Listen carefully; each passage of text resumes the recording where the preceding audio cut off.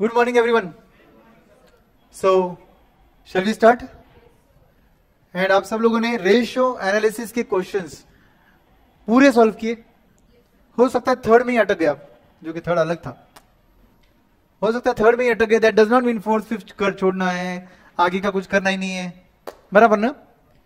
You have to give your best. Come what में मैंने क्या बोला, जो नहीं आया वो किसके लिए होता है? आज वाले के लिए होता है. ये सोचकर आपको काम मेंटेन करना है खुद का. जितना तुम कामली सॉल्व करोगे उतना तुम्हारे कॉन्सेप्ट सही रहेंगे और तुम्हारा आगे पेपर भी अच्छा सॉल्व होगा. वैसे ही सेम इसको पेपर समझ के सॉल्व करना है आपको जब भी आप सॉल्व करो. चलिए, तो हम लोग आज रेशियो एनालिसिस के बचे हुए क्वेश्चंस सॉल्व करेंगे आपके साथ. हम लोग कल क्वेश्चन नंबर 2 तक सॉल्व किए थे शायद. इस चैप्टर में क्वेश्चन नंबर 11 तक है ना? Yes. So let's begin friends. Question number 3 एक यूनिक क्वेश्चन था. आप सबको पता है कि ये क्वेश्चन थोड़ा हटकर था. 3 साल का आपको यू कैन से इंफॉर्मेशन दिया था जिसमें बैलेंस शीट जैसा कुछ दिख रहा है और sales, COGS and net profit दिया है. ये लोगों ने बोला है analyse the company's financial condition and performance over the last 3 years. Are there any problems? अब ऐसे क्वेश्चन में सबसे बड़ा दिक्कत क्या है मुझे बताइए. कौन कौन से रेशियोज याद रखने भाई, निकालने कौन से रेशियो से? फाइनेंशियल परफॉर्मेंस देखना है मगर रेशियो कौन से निकालने हैं? तो कौन से रेशियो निकालने? Is very simple. ये जो गिवन सेट ऑफ रेशियोज है ना आपके सॉल्यूशन में, ये आपको याद रखने पड़ेंगे. ऐसे क्वेश्चंस में आपको ये गिवन सेट ऑफ रेशियोज निकालने ही पड़ेंगे. समझा? इसका मतलब ये सेट ऑफ रेशियोज ध्यान में रखो. और फाइनेंशियल एनालिसिस करने के लिए अगर आपको बैलेंस शीट दिया है और पीएनएल, ट्रेडिंग पीएनएल में आपको सेल्स दिया है, सीओजीएस दिया है और आपको नेट प्रॉफिट दिया है, मतलब आपको ये रेशियोज निकालने हैं. ठीक है? So with that logic first ratio आता है करंट रेशियो. तो 3 साल का करंट रेशियो आपने निकाला क्या? बोलिए, पहला रेशियो जो करंट रेशियो है उसका फॉर्मूला क्या है? Current assets upon current liabilities. Now tell me, current assets के फिगर्स आपके पास रेडी है क्या? नहीं. मगर आपके पास बैलेंस शीट का एसेट सेट दिख रहा है आपको. Yes, cash is a part of current assets. देखो क्वेश्चन में cash is a part of current assets ना?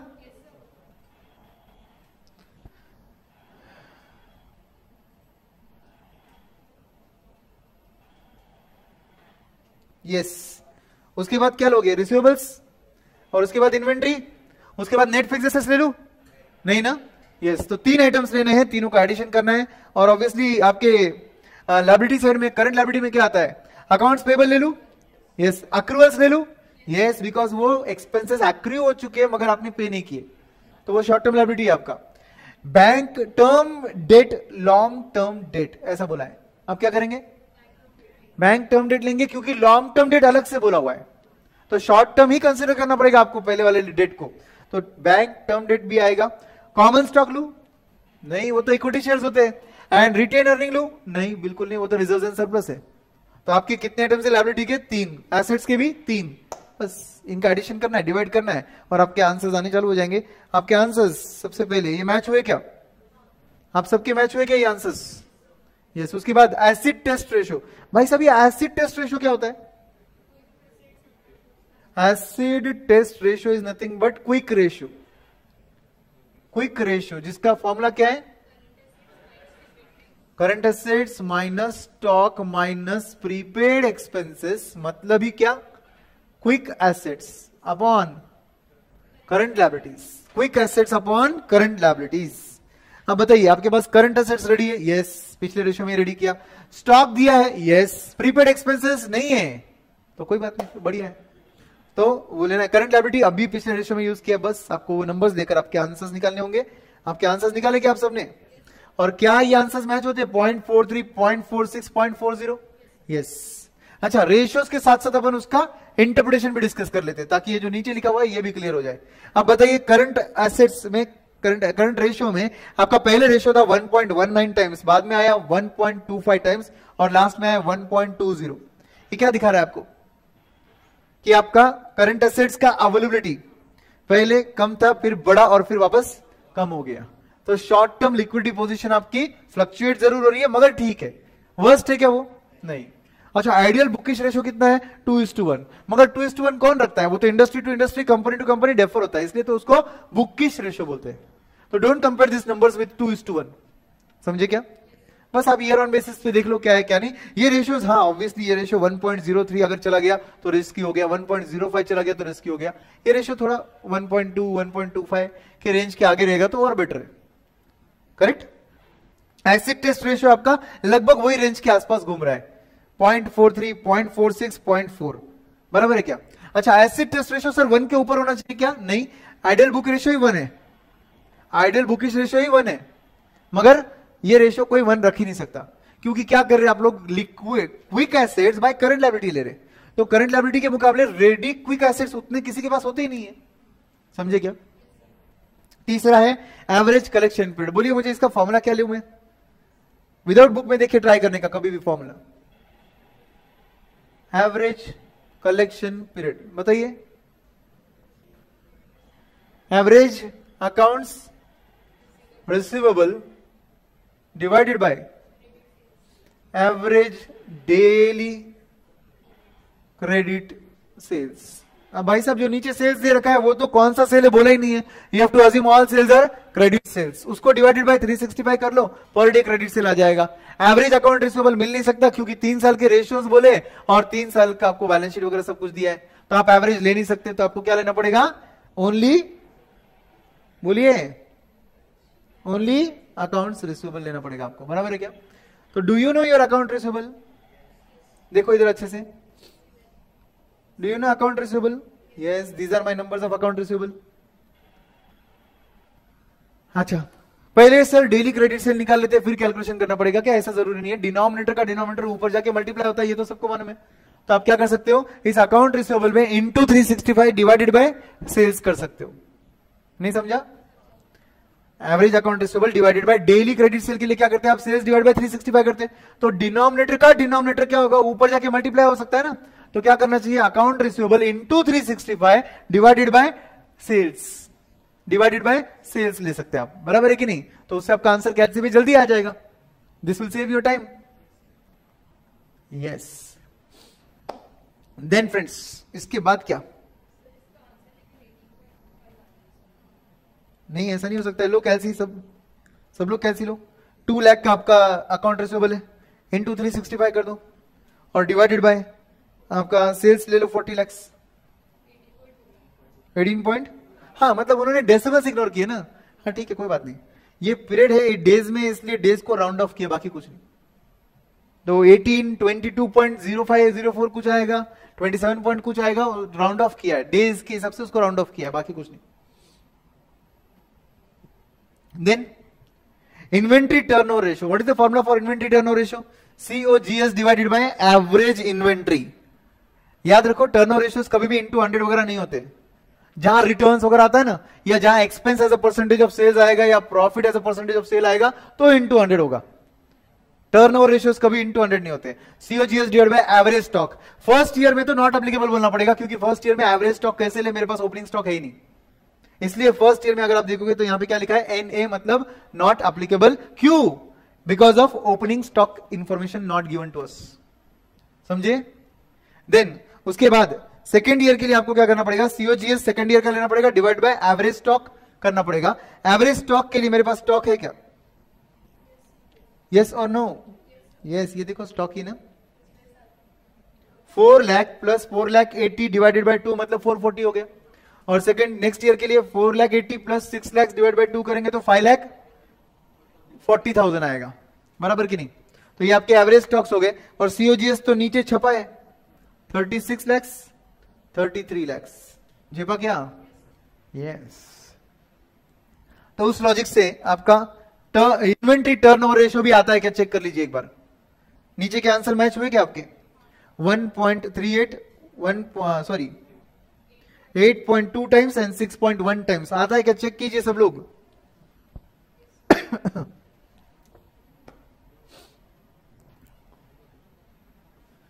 यस फ्रेंड्स एवरीबॉडी, यहां वर्चुअल में जो लोग देख रहे हैं कमेंट में अभी तक क्या है, गुड मॉर्निंग गुड इवनिंग कुछ भी नहीं बोला ना, एक आंसर दिया है, हो क्या यहां पर कि मैं अकेला देख रहा हूं और ये इल्यूजन है कि मैं यूट्यूब लाइव हूं, आंसर्स दो। लाइक का बटन दबा दिया सबने मगर चलो, तो गाइज यहां पर आपका इन्वेंट्री टर्नओवर रेशियो आता है, उसके बाद टोटल डेट टू नेटवर्थ। कल मैंने इंपॉर्टेंट पॉइंट्स टू रिमेंबर लिखा है आपको। टोटल डेट में क्या आता है, long term date and short term debt भी आता है टोटल डेट में, करेक्ट। एंड उसमें फिर एक्यूरल भी लेना पड़ेगा क्योंकि वो शॉर्ट टर्म डेट का हिस्सा है, यस और नो। तो फिर टोटल डेट में क्या क्या लू मैं, बताइए मुझे क्वेश्चन में से अभी। Accounts payable, accrual, bank term debt and long term date. ये देखो मैंने बॉक्स में बंद किया है। ये आइटम्स को इंक्लूड करना पड़ेगा आपके टोटल डेट में, और इसको डिवाइडेड बाय क्या करना पड़ेगा, नेटवर्थ। नेटवर्थ मतलब क्या लू दोस्तों में, ये नीचे का बॉक्स, नीचे का बॉक्स लेना पड़ेगा, common stock plus retained earnings. बस ये दोनों को डिवाइड करके आपका आंसर मैच होता है कि नहीं मुझे बताइए, बताइए सब लोग, हो रहा है ना मैच, यस। तो आपका आंसर आता है उस केस में 1.38, 1.40 एंड 1.61। अच्छा, ये डेट का प्रपोर्शन आपका क्या दिख रहा है, आपको बढ़ता हुआ दिख रहा है, डेट का प्रपोर्शन आपका बढ़ता हुआ दिख रहा है। थोड़ा सा अच्छे से अगर मैं एनालाइज करूं तो मुझे दिख रहा है कि मेरा रिटेन अर्निंग सिर्फ 50,000 से बढ़ा है, और उसके बाद तो बढ़ा भी नहीं है। इसका मतलब ये कंपनी क्या कर रही है, समझा क्या, जो कमाया वो डिस्ट्रीब्यूट कर रही है एज डिविडेंड, रिटेन कर रही है क्या खुद के पास, नहीं। तो ऑब्वियसली उस केस में फिर नया अगर फंड रिक्वायरमेंट रहेगा तो कहां से आएगा, डेट से आएगा, इसलिए टोटल डेट अमाउंट बढ़ रहा है। झेपा क्या कुछ, एनालिसिस कैसे करते समझा क्या, यस। आपका रिसीवेबल टर्नओवर रेशियो या इन्वेंट्री टर्नओवर रेशियो देख लो, इन्वेंट्री टर्नओवर रेशियो आपका घट रहा है, मतलब समझे आप, इन्वेंट्री टर्नओवर रेशियो घटना मतलब समझे क्या, स्टॉक पाइलअप हो रहा है आपके पास, बिल्डअप हो रहा है आपके पास स्टॉक, स्टॉक देख लो बढ़ता हुआ दिखेगा आपको। इन्वेंट्री का फिगर 4 लाख था, 4,80,000 हुआ, फिर 6 लाख हो गया। भाई साहब ये क्लियरली दिखा रहा है कि आपकी इन्वेंट्री बिक नहीं रही है, अगर बिकती तो टर्नओवर रेशियो ज्यादा आता ना।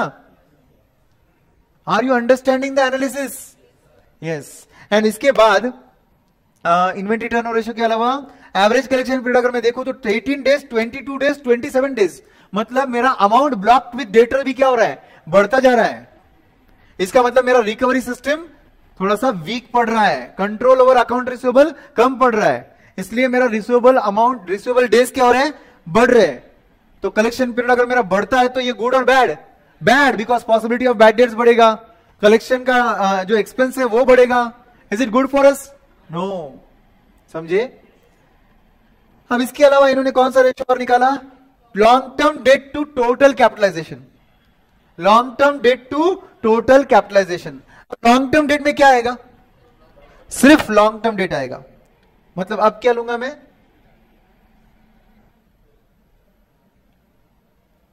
बोलिए, सिर्फ लॉन्ग टर्म डेट लेंगे, 3 लाख, 3 लाख, 3 लाख, बराबर।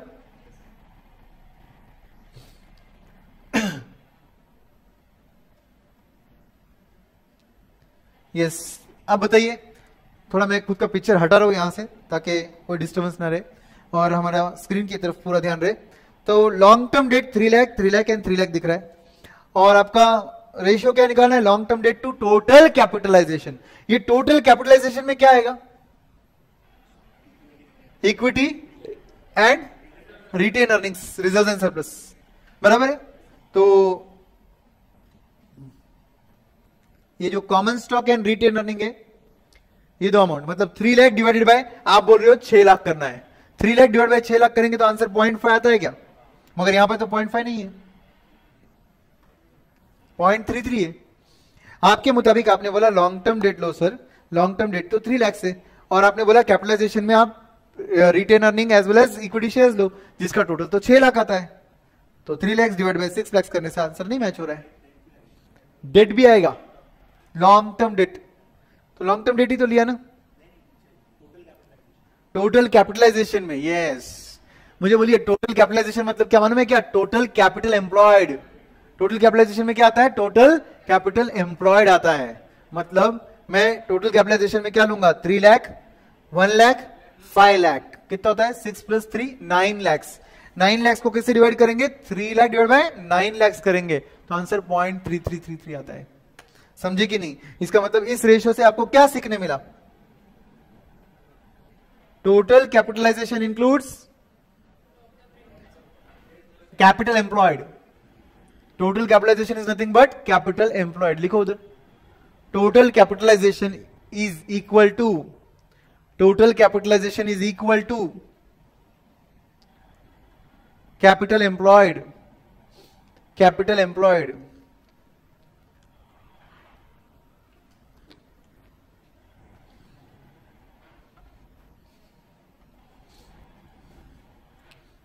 लिखा? अब समझा वो 0.33, 0.32 एंड 0.32 आ गया.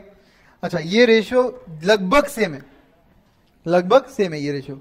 Next is gross profit margin. अब मुझे बताइए ग्रॉस प्रॉफिट आपके पास रेडी है क्या? यस. अरे इन्होंने नेट प्रॉफिट गलत वर्ड यूज किया है, नेट प्रॉफिट ही गलत वर्ड यूज किया है इन्होंने. वेरी गुड, पढ़ते हो इसका मतलब आप नंबर्स के साथ.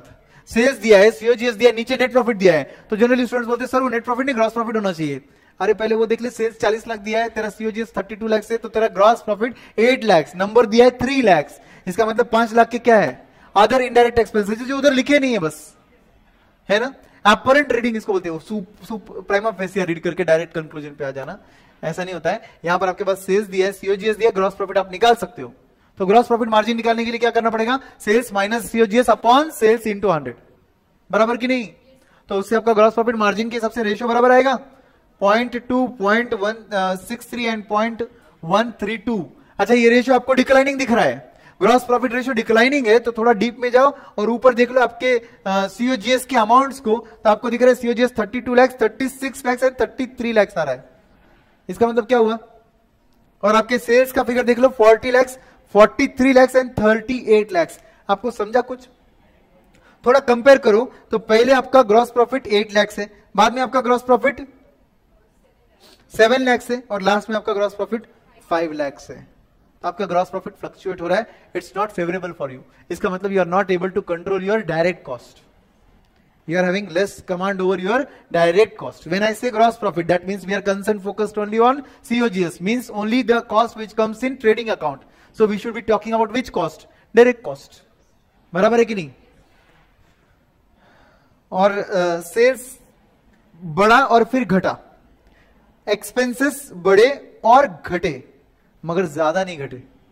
जितने से सेल्स घटा है वो प्रोपोर्शनेटली उतने से एक्सपेंसेस नहीं घटे, इसलिए आपका जीपी रेशियो मार खा गया. समझे?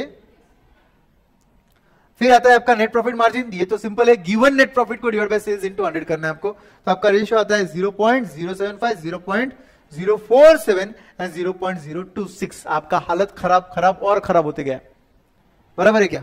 इसका मतलब आपका क्या हो गया? डायरेक्ट कॉस्ट तो कंट्रोल नहीं कर पाए, इनडायरेक्ट कॉस्ट की भी वाट लगी है. Okay, understood. एंड उसके बाद आता है assets turnover ratio. What is the formula for assets turnover ratio? Sales upon total assets. Do you know sales? Yes, printed in the question. Do you know total assets? Do you know total assets? Yes. Balance sheet का total.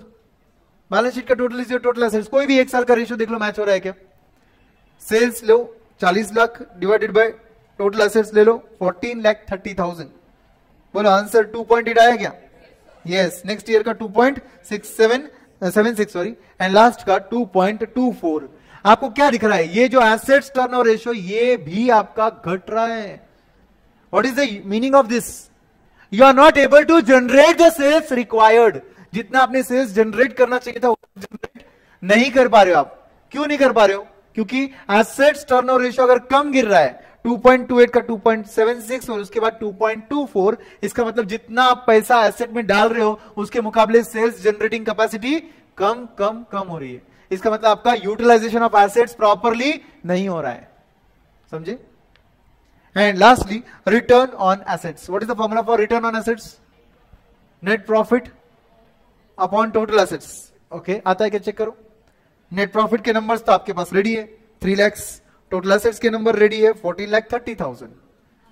Into 100 करोगे तो आपका answer return on assets 0.21 आया, फिर 0.13 और 0.06. Return on assets घटे और घटे. बिकॉज क्यों घटे बोलो? प्रॉफिट मार्जिन ही घट रहे हैं, because direct cost as well as indirect cost बढ़ते जा रहे हैं. समझे? तो परफॉर्मेंस कुछ बहुत खास नहीं है. अंडरस्टूड? ये एक टाइप का क्वेश्चन होता है जहां पर आपको फॉर्मूलेस कौन से निकालने ये दिया नहीं है, इसका मतलब ये गिवन सेट ऑफ फॉर्मूलेस आपको याद रखने पड़ेंगे कि ये ही फॉर्मूलेस यूज होंगे।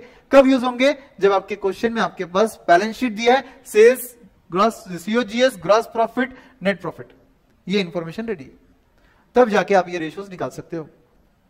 समझ गए? तो अगर आपने थोड़ा ऑब्जर्व किया इन रेशियोज के बारे में तो आपको समझेगा कि एक जगह हम लोग शॉर्ट टर्म पोजीशंस देखने के लिए दो रेशियोज निकाले, बोलो कौन से? Current ratio and acid test ratio.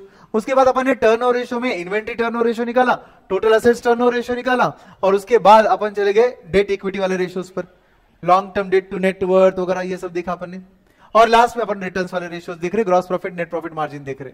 कुछ बहुत भारी सेट ऑफ रेशियोज याद रखने की जरूरत नहीं है, क्लासिफिकेशन याद रखोगे तो रेशियो भी याद रहेगा। समझे क्या?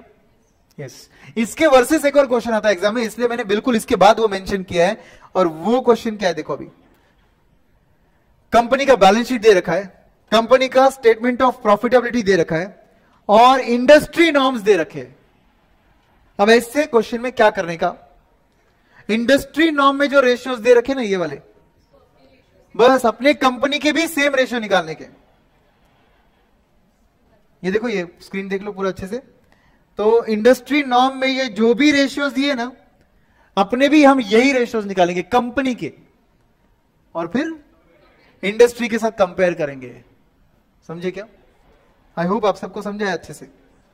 तो ये रेशियोज, बस गिवन रेशियो जो इंडस्ट्री के, अपने कंपनी के गिवन रेशियोज कैलकुलेट करो, इंडस्ट्री के साथ कंपेयर करो, और आपका आंसर आ जाएगा। ठीक है? तो आप जरा 2 मिनट के लिए रेशियोज जो दिए वो चेक कर लो कि आप सहमत हो क्या। करंट रेशियो का फॉर्मूला बोलो एक बार, current assets upon current liabilities, correct है? ओके। अपना रेशियो आया 2.67, इंडस्ट्री का था 2.50, तो अपन क्या बोलेंगे? अपना शॉर्ट टर्म लिक्विडिटी इंडस्ट्री के मुकाबले अच्छा है, बराबर ना? उसके बाद रिसीवेबल टर्नओवर रेशियो का फॉर्मूला क्या है? Turnover, receivable turnover ratio. अब तक हम लोग कौन सा निकाल रहे थे? रिसीवेबल्स का कलेक्शन पर निकाल रहे थे, ये पूछ रहे टर्नओवर रेशियो। तो कोई बात नहीं, टर्नओवर रेशियो का तो सबका एक ही कॉमन सेंस होता है, टर्नओवर मतलब सेल्स ऊपर रखो, क्रेडिट सेल्स, एंड डिनोमिनेटर में डेटर्स का फिगर डाल दो। जिस चीज का टर्नओवर रेशियो निकाल रहे हो उसको डिनोमिनेटर में डालते हैं और सेल्स न्यूमिनेटर में आते हैं, क्योंकि ये रिसीवेबल टर्नओवर रेशियो है, इसलिए मैं क्रेडिट सेल्स बोल रहा था आपको। कॉमन सेंस इज सुप्रीम, मैं बोलता हूं बार बार। रिसीवेबल टर्नओवर रेशियो में मुझे क्या करना है? सेल्स वाले, कैश सेल्स वाले सेल्स से मैं टोटल सेल्स क्यों लूंगा ना, मैं तो सिर्फ क्रेडिट सेल लूंगा। समझे? और मेरा टर्नओवर रेशियो कितना आ रहा है? 10 टाइम्स। उनका कितना है? 8 टाइम्स। तो इंडस्ट्री का टर्नओवर रेशियो कम है, मेरा ज्यादा है। बेटर है या वर्स्ट है? बेटर है। मेरा कलेक्शन फास्ट हो रहा है, मेरा टर्नओवर ज्यादा है, मतलब मेरा कलेक्शन फास्ट है, मैं उतने ही पैसों में ज्यादा सेल जनरेट कर रहा हूं, और वो लोग कम सेल जनरेट कर रहे हैं। गुड और बैड? गुड। समझे? उसके बाद you have inventory turnover ratio. अरे अरे, इन्वेंट्री टर्नओवर रेशियो के लिए ये लोग क्या यूज कर रहे हैं? सेल्स, क्योंकि क्वेश्चन में दिया है। क्वेश्चन जरा देखो अच्छे से, क्या लिखा है? बेस्ड ऑन सेल्स, तो मुझे सेल्स ही लेना पड़ेगा ना, क्वेश्चन सुप्रीम है, लॉजिक बाद में है। तो फिर सेल्स डिवाइडेड बाय स्टॉक। समझे? एवरेज स्टॉक की जगह स्टॉक। अपना कितना आया? 3.33। इंडस्ट्री का कितना है? 9 टाइम्स। भाई सब, इंडस्ट्री का टर्नओवर रेशियो बहुत ज्यादा है, इसका मतलब इन्वेंट्री कम रखकर वो सेल जनरेट कर रहे ज्यादा, और तेरे पास इन्वेंट्री ज्यादा है मगर तेरा सेल कम है। तो ये वर्स्ट है अपने लिए, ये एडवर्स है अपने लिए। आ रहा है क्या समझ में सब कुछ? यस। नेक्स्ट रेशियो है एसेट्स टर्नओवर रेशियो। फॉर्मूले से सहमत हो आप? Sales divided by total assets. आपके पास का रेशियो कितना आ रहा है? 1.43। इंडस्ट्री का कितना है? 2 टाइम्स। तो इंडस्ट्री का एसेट्स टर्नओवर रेशियो ज्यादा है, आपका कम है। कोई भी टर्नओवर रेशियो कभी भी ज्यादा होना चाहिए, आपका कम है। गुड और बैड? बैड। मतलब अगर तेरे पास जितना पैसा होता उससे तू 1.43 टाइम्स सेल्स जनरेट कर रहा है, उनके पास होता तो वो 2 टाइम्स जनरेट कर रहे हैं। तू 1 करोड़ का अगर इन्वेस्टमेंट कर रहा है एसेट्स में, तो तेरा सेल है 1 करोड़ 43 लाख। यही 1 करोड़ इंडस्ट्री के बाकी प्लेयर के पास अगर इन्वेस्टमेंट होता तो वो 2 करोड़ का सेल्स जनरेट कर रहे होते। आई एम श्योर आपको एनालिसिस भी आ रहा है। Very good. Net profit ratio आपका आ रहा है, अच्छा नेट प्रॉफिट का फॉर्मूला करेक्ट है ना? Net profit upon total assets बोला इन्होंने। टोटल एसेट्स आता है क्या? नेट प्रॉफिट रेशियो का फॉर्मूला होना चाहिए टोटल सेल्स। 77 लाख क्या है आपका? टोटल एसेट्स दिया है ना? सेल्स लेना चाहिए ना। यहां पे देख लो, क्वेश्चन में देख लो अभी, नेट प्रॉफिट रेशियो 3.5। अच्छा, गलती से यहां पे लिखा है। तो टोटल एसेट्स को कट करो, क्या लिखोगे? सेल्स लिख दो, ठीक है। अब बोलो 2.1 आपका है परसेंट और आपके इंडस्ट्री का कितना है? 3.5% है। गुड और बैड? अरे तेरी हालत खराब है। इंडस्ट्री के बाकी लोग 3.5% मार्जिन पे काम कर रहे हैं और तुम्हारा मार्जिन है 2.10%। इसका मतलब तुम्हारे एक्सपेंसेस पे तुम्हारा कंट्रोल नहीं है। कम एक्सपेंस में काम हो सकता है, तुम्हारे ज्यादा एक्सपेंसेस है। Correct. Next ratio, return on assets. Return on assets का फॉर्मूला करेक्ट है क्या? Net profit upon total assets, return on assets. And आपका रेशियो आ रहा है 3 टाइम्स, इंडस्ट्री का 3% और उनका कितना है 7। एक्चुअली टाइम्स आना चाहिए। रिटर्न ऑन एसेट्स है ना, अच्छा परसेंटेज रहेगा, फिर इसको इनटू 100 लिख दो इधर। बोलिए 3% आपका रेशियो है, इंडस्ट्री का 7% है। चेक कर लो एक बार, बराबर है?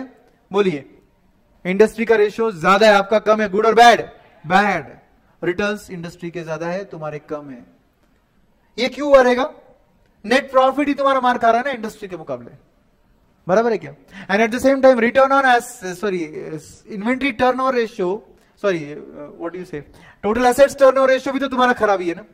इसका मतलब एक तरफ से तुम एसेट्स ज्यादा डिप्लॉय कर रहे हो और नेट प्रॉफिट कम जनरेट कर रहे हो, तो ये रेशियो की तो हालत खराब होनी थी। समझे क्या? मैंने इस वक्त कौन से 2 रेशियो की बात की?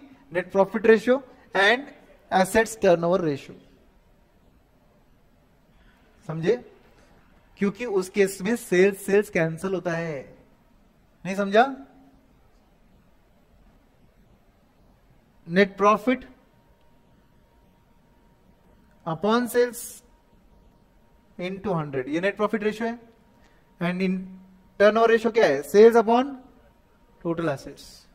ये कैंसिल होकर क्या बनेगा? Net profit upon total assets into 100। इसका मतलब अगर इसकी हालत खराब है, इसकी हालत खराब है, तो इसकी तो वर्स्ट ही होने वाली है ना। झेपा क्या? Yes. Now friends, return on net worth based on क्या बोल रहे हैं लोग? Net profit. तो फॉर्मूला क्या बनेगा? Net profit upon net worth into 100। आपका आंसर आ रहा है 4.81, इंडस्ट्री का आंसर है 10.5। अरे रे, मतलब इंडस्ट्री बहुत अच्छा परफॉर्म कर रही है और अपन बहुत खराब परफॉर्म कर रहे हैं। Correct. And last, debt to total assets.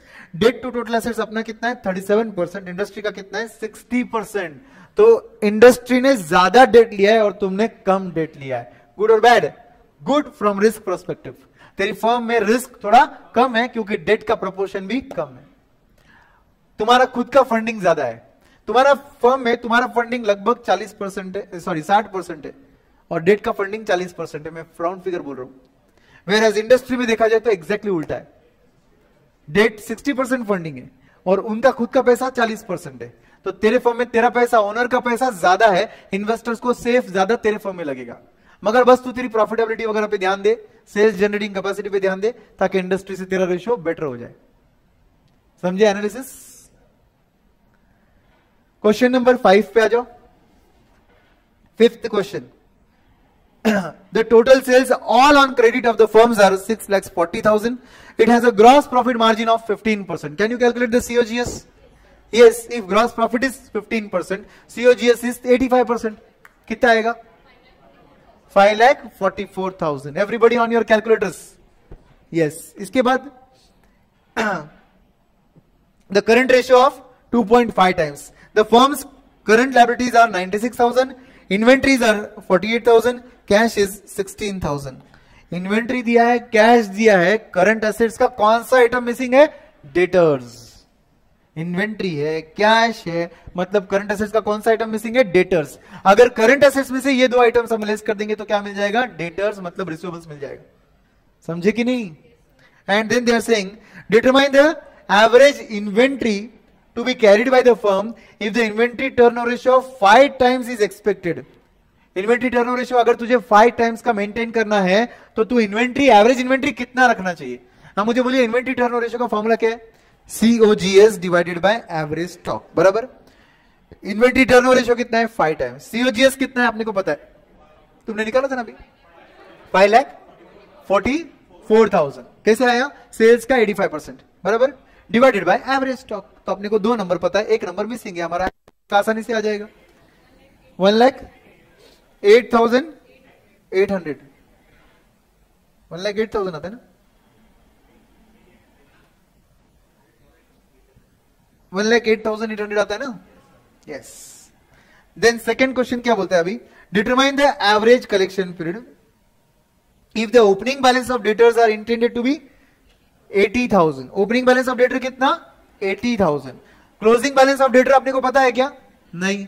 Current assets पता है? यस। करंट एसेट्स में से इन्वेंट्री लेस कर, कैश लेस कर, क्या मिलेगा? डेटर्स। कौन सा डेटर होगा? वो क्लोजिंग डेटर होगा। क्लोजिंग डेटर प्लस ये गिवन ओपनिंग डेटर अगर तू ऐड करेगा तो डिवाइड बाय 2 करेगा तो एवरेज डेटर आ जाएगा तेरा।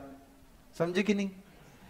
भाई तो तेरे पास करंट एसेट्स रेडीमेड दिए है क्या? नहीं, मगर तेरे पास करंट रेशियो है एंड करंट लायबिलिटी है। पहले तू करंट रेशियो यूज कर, तेरे पास करंट एसेट्स निकाल। करंट एसेट्स कितने हैं पहले वो बोलो। 2.5 का करंट रेशियो यूज किया, करंट लायबिलिटी 96,000 का यूज किया।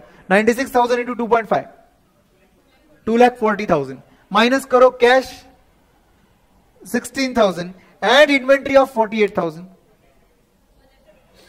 1,76,000 क्या है? Closing balance of debtors. उसको ऐड करो 80,000 ओपनिंग बैलेंस ऑफ डेटर्स के साथ और डिवाइडेड बाय 2 दबाओ 1,28,000। ये क्या आया? Average debtors. जीपा ये एवरेज डेटर को क्या करना है? Divided by daily credit sales करना है। क्या करना है बोलो? Daily credit sales. तो एक काम करो, इस एवरेज डेटर को इंटू 360 करो। इंटू 360 किया, डिवाइडेड बाय 6,40,000 कर दो, डिवाइड बाय 6,40,000 मतलब सेल्स। तो 72 डेज आता है क्या? आया क्या समझ में? मैं ओरली बोल रहा हूं, कुछ कंफ्यूजन तो नहीं ना भाई? ऐसा तो नहीं लग रहा अपन फास्ट जा रहे। समझा कि नहीं आपको? यस। तो ये आ गया आपका 72 डेज का आंसर। दोनों आंसर मैच हो गए। देखो कुछ हटकर क्वेश्चन से ही, ऐसा नहीं है रेगुलर क्वेश्चन से ही, ठीक है। 6th question. अच्छा, ये घर पे सॉल्व करते वक्त आपको थोड़ा बहुत दिक्कत आया होगा, बट आगे बढ़ना चाहिए अपन, ठीक है। 6th question says the capital structure of this company is as follows: equity share capital of 10 each, 9% preference shares of 10 each, and total is given to you equity plus preference. Additional information: profit after tax is 2,70,000 and tax rate is 35%. Depreciation amount is 60,000. Equity dividend paid is 20%. मुझे बोलो 20% किस पे लेंगे? Face value पे, क्योंकि equity dividend का rate कभी भी फेस वैल्यू पे होता है। कल अपन ने बात किया था, याद होगा तो। And market price of equity is how much? 40 rupees. That is your MPS, P0. You are required to compute the and show the necessary working dividend yield on equity shares. मुझे बोलो dividend yield मैं कैसे निकालूं? मैंने क्या बोला आपको याद है ना? yield बोला कभी भी तो मार्केट प्राइस पर शेयर से कंपेयर करने का। तो dividend yield का फॉर्मूला क्या बनेगा बताइए? Dividend per share upon market price per share into 100। Now tell me dividend per share कितना लेंगे? 10 रुपीज इंटू 20%।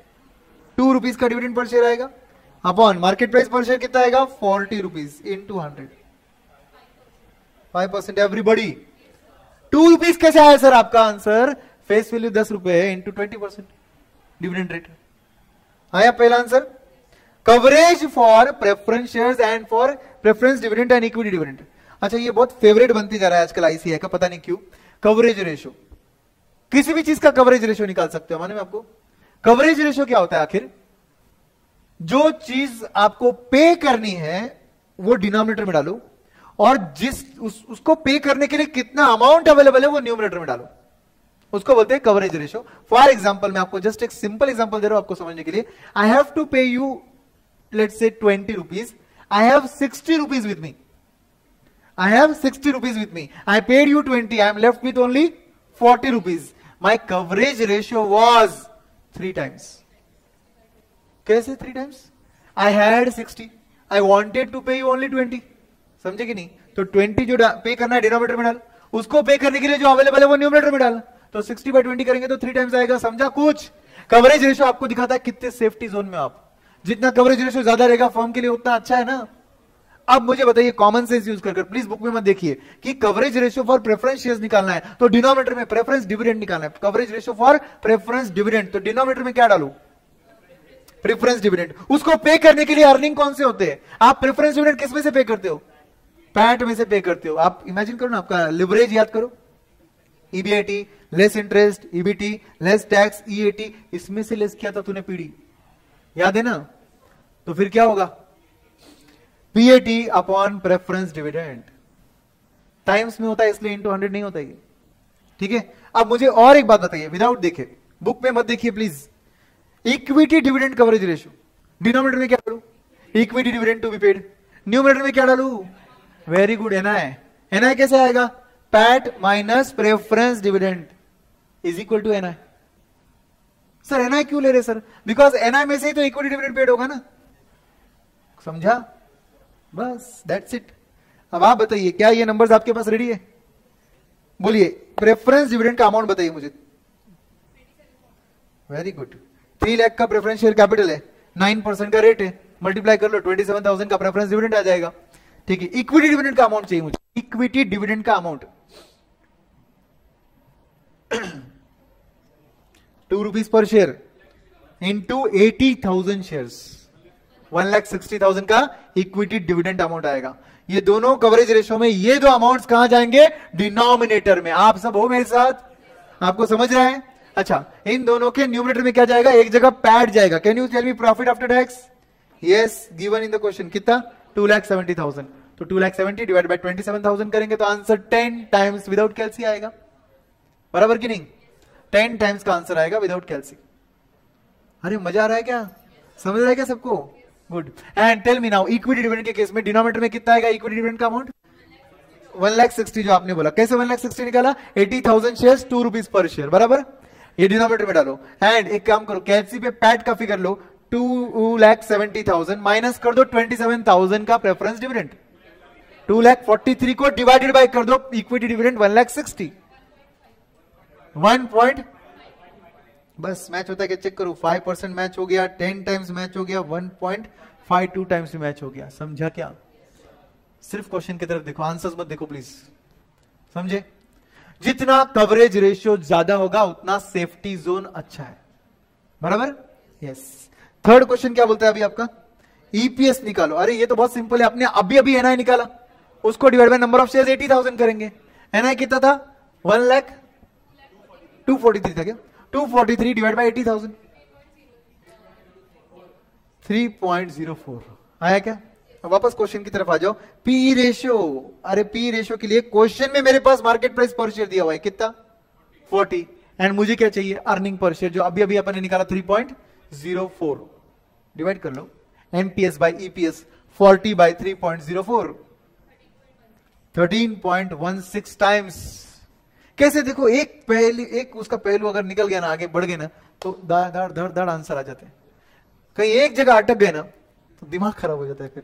इसलिए कभी भी कामनेस बहुत इंपॉर्टेंट है। जब आप पेपर सॉल्व करते हो ना, या जब आप एक पर्टिकुलर क्वेश्चन सॉल्व करते हो ना, तो बाकी पेपर का मत सोचो, उस पेपर के उस क्वेश्चन पर फोकस करो। क्योंकि बचे हुए क्वेश्चन में से जो हार्ड क्वेश्चन है वैसे भी बाजू वाले के लिए हो, अपने लिए तो वही है जो इजी है, जिसका अपन ने एम्पल ऑफ प्रैक्टिस किया है। उस चैप्टर में से कुछ भी आ जाए तो अपने को आना चाहिए, बराबर? दैट डज नॉट मीन कि आप प्री डिफाइंड आपके दिमाग में चीजें रखोगे, कैपिटल बजटिंग मेरे लिए नहीं है, रेशियो एनालिसिस मेरे लिए है, लिवरेज मेरे लिए है। भाई तुझे पता नहीं कौन सा क्वेश्चन लिवरेज का भी टफ आ सकता है और कौन सा इजी क्वेश्चन कैपिटल बजटिंग का भी आ सकता है। So don't keep biasness about the topics, give your 100% to all the topics. But remember, जब आप पेपर पढ़ोगे ऑटोमेटिकली आपको समझ जाएगा what you know, what you don't know. What you don't know इतना मस्त इग्नोर करने का ना, ऑटोमेटिकली पूरा फोकस व्हाट यू नो पे आ जाता है एंड पूरे हाथ के मार्क्स अपने जेब में आ जाते हैं। फिर व्हाट यू डोंट नो पे जाने का ऑटोमेटिकली प्रेशर इधर का आधे से ज्यादा खत्म हो चुका है, तो आई डोंट नो भी get converted into I know, और उसमें से फिर और मार्क्स अपने जेब में आते हैं। एंड लास्ट में जो बचे वो तो वैसे भी बोनस है ना, और अपन तो बीकॉम करते ही है साथ में, तो लिख तो पाएंगे ना, छोड़ के तो आएंगे नहीं, कुछ ना कुछ तो लिख के आएंगे। एंड जो लिखेंगे वो सीए का सिलेबस लिख रहे तो रेलेवेंट लिखेंगे, बराबर? पर पेज इंटू 2 मार्क्स, ऐसा लॉजिक इधर नहीं होता ना बीकॉम जैसा। 32 पेज लिखा 64 मार्क मिलेंगे, ऐसा बीकॉम में गारंटी होता है, इधर नहीं होता है। इसलिए टू द पॉइंट लिख कर आने का, मगर कुछ भी चीज एंड तक छोड़ने का नहीं, ठीक है? 7th क्वेश्चन आया ये आपको? 7th क्वेश्चन इजी था। क्या बोला इन्होंने? Gross profit 15% of sales, net profit 8% of sales, raw material consume 20% of works cost. ये वर्क्स कॉस्ट क्या होता है, कॉस्टिंग में पढ़ा रहेगा आपने, फैक्ट्री कॉस्ट को वर्क्स कॉस्ट बोलते हैं। और उसके बाद direct wages 10% of works cost, storage of stock of raw materials 3 months usage, stock of finished goods 6% of works cost, debt collection period 60 days, all sales are on credit basis only. ऐसी चीजें अगर नहीं लिखी रहेगी तो आपको assume करना पड़ेगा और अजम्पशन लिखने का क्वेश्चन आंसर शीट में, ठीक है। Financial ratios, fixed assets to sales ratio is 1:3, fixed assets to current ratio is 13:11, current ratio is 2:1, long term loans to current liability is 2:1, capital to reserves and surplus is 1:4. if the value of fixed assets as on 31st March 2020 is rupees कितना 26 है ना, 26 lakhs। भाई साहब ये दे दिया तेरे को, अगर ये दे दिया डायरेक्टली तेरे को फिक्स्ड एसेट्स दे दिया है तो बता दे सेल्स आ जाएगा, करंट एसेट्स आ जाएगा, और करंट रेशियो दिया है मतलब करंट लायबिलिटी आ जाएगा, और करंट लायबिलिटी दिया है तो लॉन्ग टर्म लोन्स भी आ जाएंगे, और फिर capital to reserves and surplus का रेशियो दिया है। Tell me what is the total of capital to reserves and surplus, total of both capital and reserves and surplus, नहीं what is capital plus reserves and surplus called, owners equity, net worth, ये सब वही था ना, proprietors fund यही था ना, okay ठीक है। अब मुझे बताइए क्या करोगे आप अब तेरे पास सेल्स अगर आ गया तो 15% ऑफ सेल्स जीपी आ जाएगा, सेल्स अगर आ गया तो उसका 8% नेट प्रॉफिट आ जाएगा, ठीक है। ग्रॉस प्रॉफिट रेडी है, नेट प्रॉफिट रेडी है, बताओ सीओजीएस निकाल लेंगे, कैसे निकालेंगे सीओजीएस, जीपी 15% ऑफ सेल्स है तो 85% of sales will be cost of goods sold, तो कॉस्ट ऑफ गुड्स सोल्ड निकाल लिया तो अब क्या होगा, रॉ मटेरियल कंज्यूम्ड कैसे आएगा,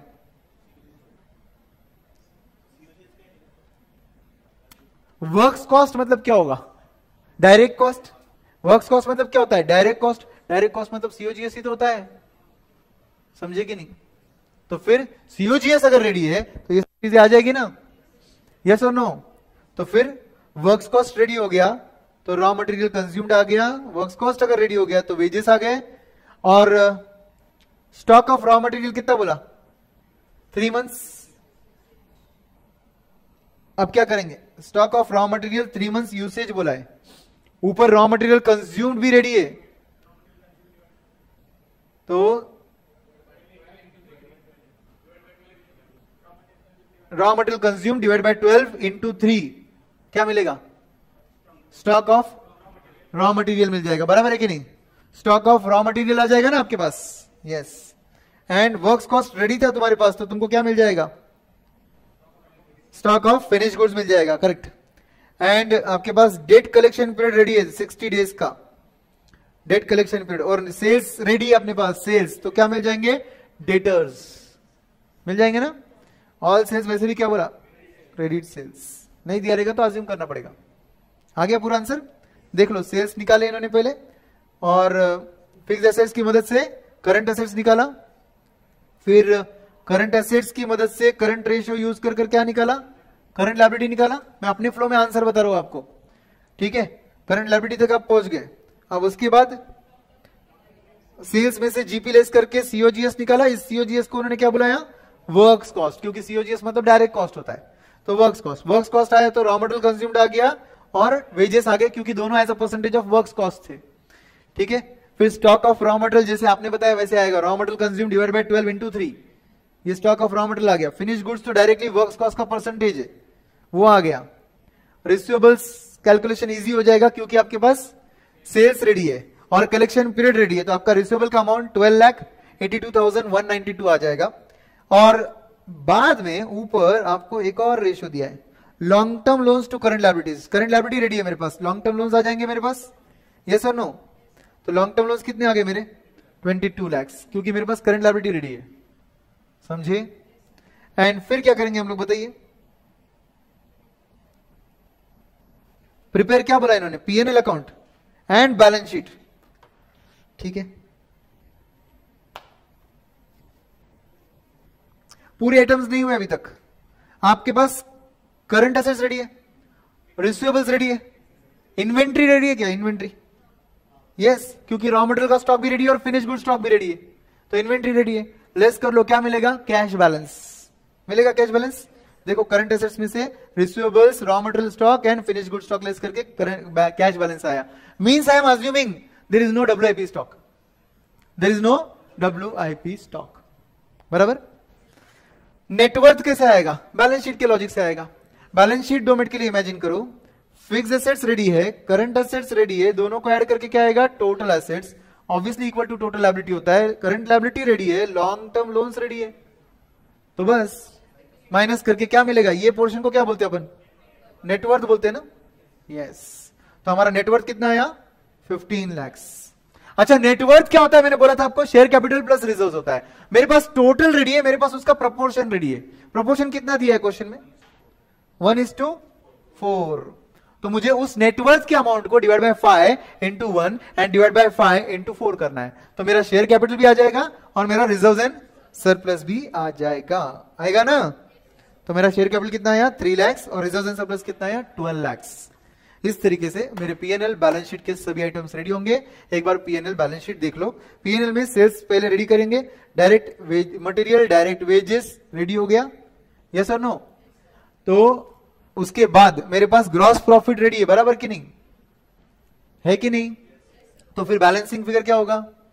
overheads, indirect cost, indirect cost, selling and distribution. मेरे पास नेट प्रॉफिट रेडी है, तो ये क्या हो गया? इधर का बैलेंसिंग फिगर क्या क्या?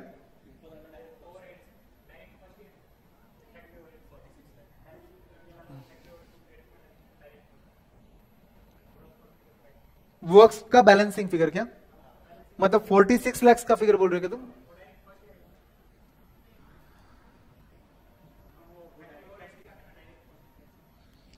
हाँ, मतलब वो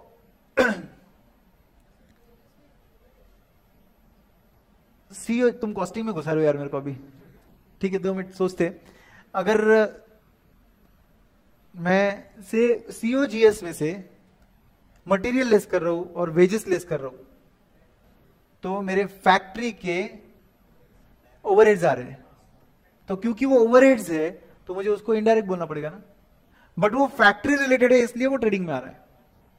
समझे? अब करेक्ट बोला मैंने, समझे क्या आप सबको? ओके। तो ये आ गया आपका फैक्ट्री ओवरहेड्स वाला पार्ट, और फिर वो जीपी वाला फिगर नीचे लिया। नेट प्रॉफिट रेडी था आपके पास, तो आपके पास बैलेंसिंग फिगर क्या आएगा? Selling and distribution which is nothing but other indirect expense भी बोल सकते हैं आप उसको। क्या बोल सकते हैं? Other indirect expense. ये कौन से ओवरहेड्स होते हैं? फैक्ट्री के अलावा एडमिनिस्ट्रेशन ओवरहेड्स भी हो सकते हैं, सेलिंग भी हो सकते हैं, डिस्ट्रीब्यूशन भी हो सकते हैं। करेक्ट? नाउ नेट प्रॉफिट आ चुका है, P&L रेडी हो चुका है, आपके पास फिक्स एसेट्स रेडी था, stock of raw material ready था, फिनिश गुड्स का स्टॉक रेडी था, रिसीवेबल्स हमने रेडी किया था, कैश तो balancing figure of current assets था। तो आपके पास ये एसेट साइड का टोटल रेडी है, यही टोटल इधर लिखा आपने। आपके पास करंट लायबिलिटी रेडी था, लॉन्ग टर्म डेट रेडी था, ये बैलेंसिंग फिगर को आपने नेटवर्थ बुलाया था, जिसको आपने 1:4 में डिवाइड करके ये 2 अमाउंट्स निकाले थे। तो आपका बैलेंस शीट भी रेडी है। करेक्ट? इजी? समझा? Okay, great.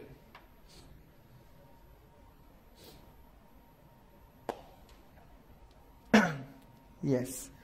अब दोस्तों आगे बढ़ते हैं। यहां पर बोला है 8th क्वेश्चन में, Ganapati limited has furnished with the following ratios and information relating to the year ending 31 March 2020।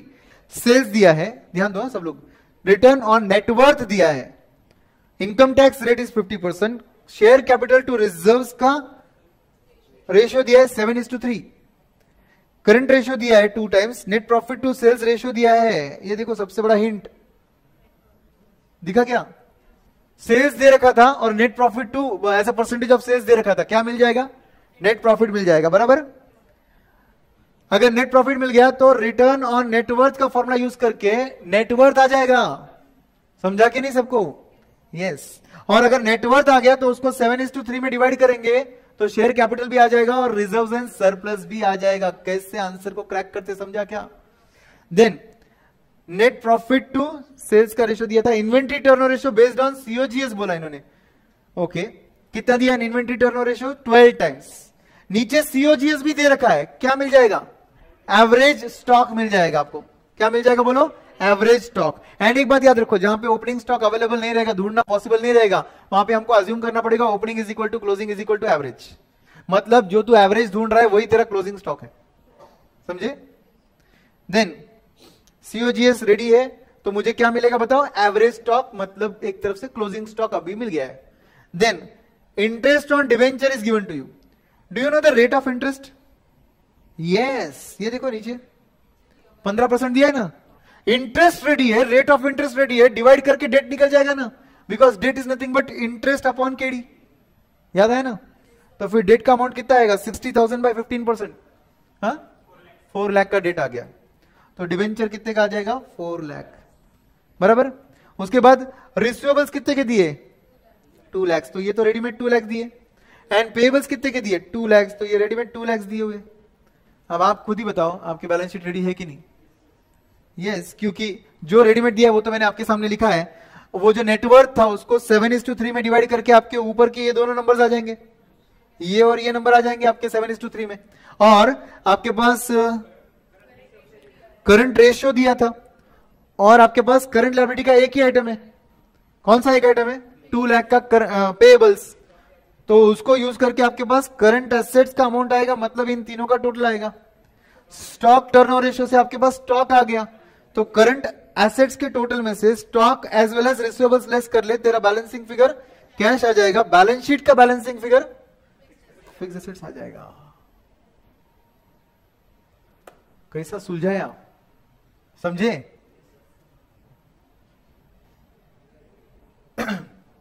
चले आगे 9th क्वेश्चन की तरफ जाते हैं अभी. Question number 9. What it says? 9th question. Using the following information, prepare the balance sheet. इतना easy question है. यहां पर long term debt to net worth 0.5:1 बोला है. ठीक है, मतलब जितना भी नेटवर्थ है उसका आधा डेट है. जितना भी ऊपर अमाउंट आएगा शेयर कैपिटल प्लस रिजर्व, उसका आधा अमाउंट डेट का आएगा. वो भी कौन सा डेट आएगा? लॉन्ग टर्म वाला, मतलब उसमें करंट लायबिलिटी इंक्लूडेड नहीं होगा. देन कलेक्शन पीरियड कितना है? 18 डेज है. Stock sorry total assets turnover ratio कितना है? 2.5x, मतलब 2.5 टाइम्स. बराबर कि नहीं? Okay. Then average collection period 18 days. Inventory turnover ratio 9 times का दिया है. जीपी रेशियो 10% बोला है. Acid turnover acid test ratio 1:1 दिया हुआ है. Assume 360 days in a year, all sales are on credit basis. And नीचे कुछ आइटम्स दे रखे हैं आपको. उसमें क्या दिया है? Notes and payable. Long term date नहीं दिया है. कॉमन स्टॉक दिया है, रिटेन अर्निंग दिया है, और cash, account receivable, inventory, plant and equipment, ऐसा सब कौन से आइटम्स है वो दे रखे. बताइए कैसे जाऊं मैं आगे? Yes, common stock and retain earning का टोटल मुझे नेटवर्थ दिख रहा है. अगर मुझे नेटवर्थ दिख रहा है तो मैं क्या निकाल लूंगा? नेटवर्थ रेडी है तो लॉन्ग टर्म डेट आ जाएगा. लॉन्ग टर्म डेट अगर आ गया तो मेरा ये नंबर आ गया. अगर ये नंबर आ गया तो टोटल आ गया. ये टोटल इधर रख दिया. यस, आगे बताइए.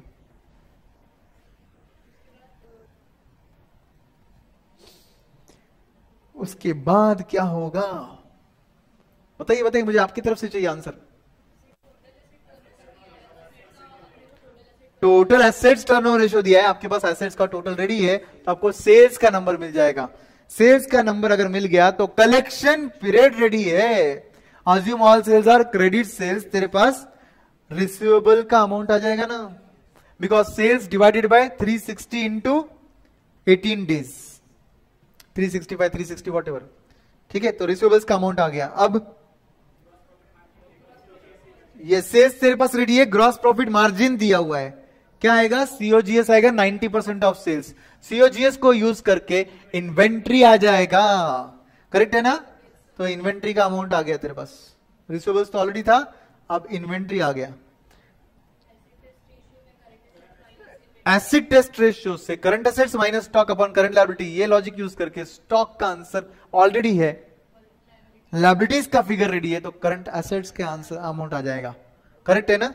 करंट एसेट्स का अगर अमाउंट आ गया तो cash will become the balancing figure, क्योंकि आपके पास इन तीनों का टोटल रेडी है. आई बात समझ में?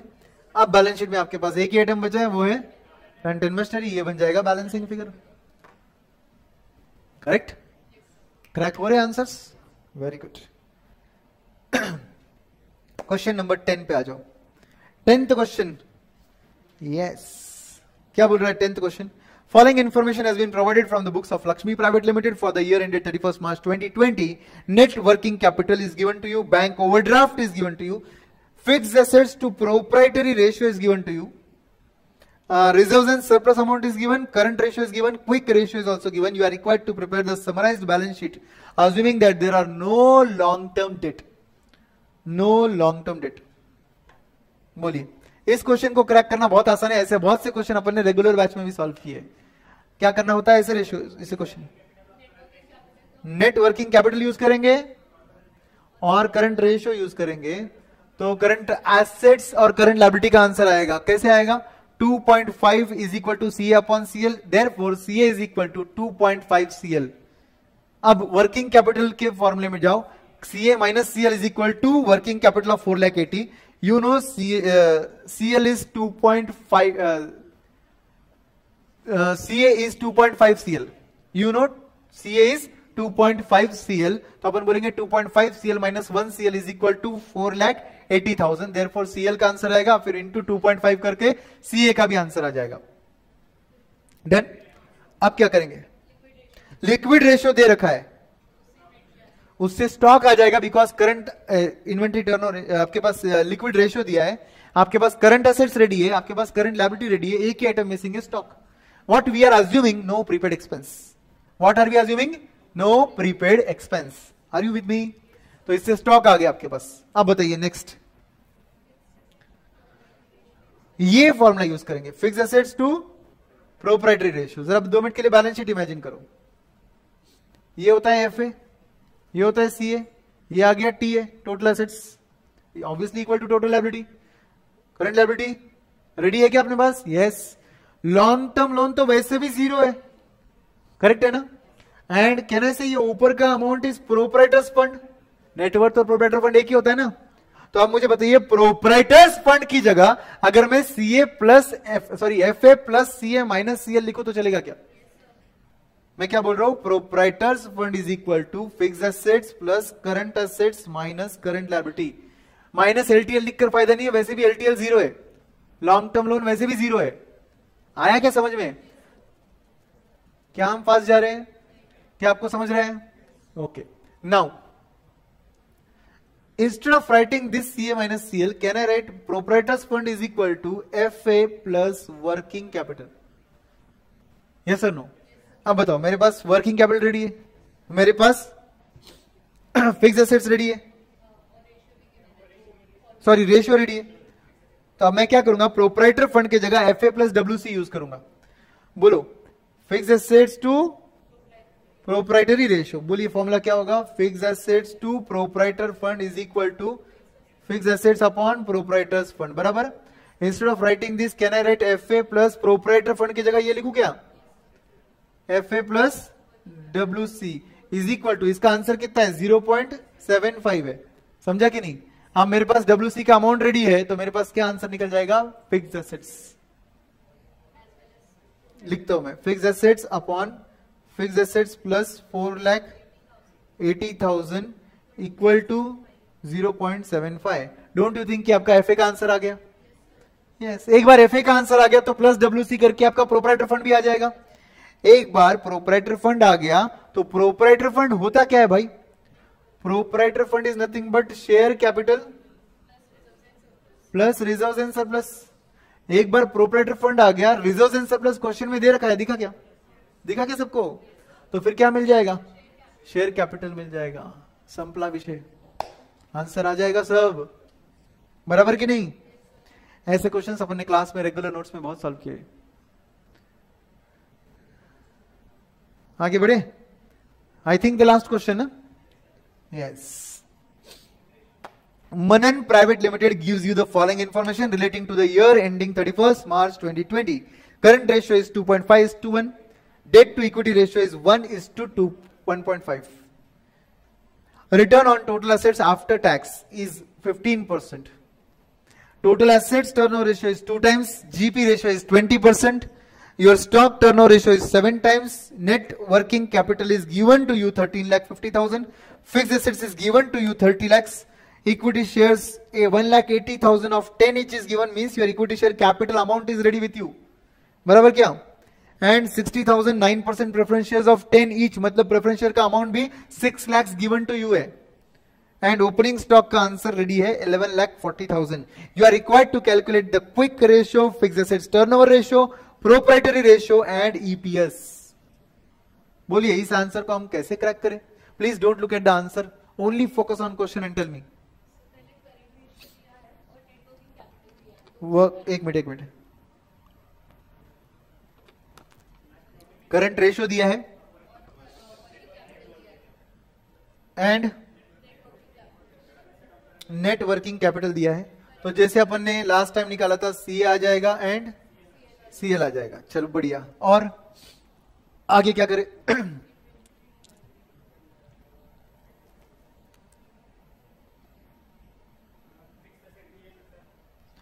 फिक्स एसेट्स दिए हैं.